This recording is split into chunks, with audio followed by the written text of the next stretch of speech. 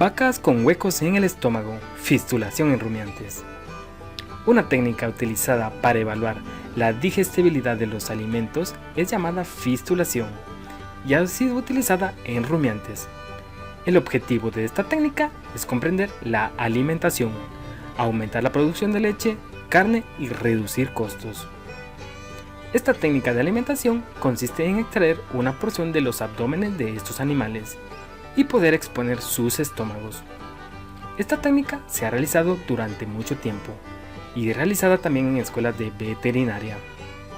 Expertos aseguran que la cirugía no causa daño a las vacas y no reduce la esperanza de vida en el animal.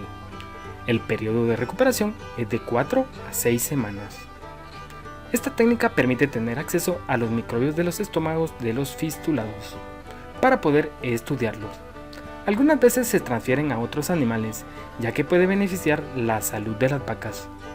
Este procedimiento beneficia a la industria láctea y cárnica. Estas instalaciones en las vacas se llaman fístulas de rumen.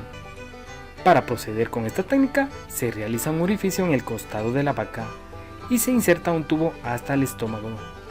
Para mantener el orificio abierto, se utiliza una junta de goma y para sellar se utiliza una tapa especial. Cuando la vaca está completamente recuperada, permite a las personas encargadas de los procedimientos monitorear los procesos digestivos y crear la dieta especializada. Los microbios descomponen los alimentos que las vacas no pueden.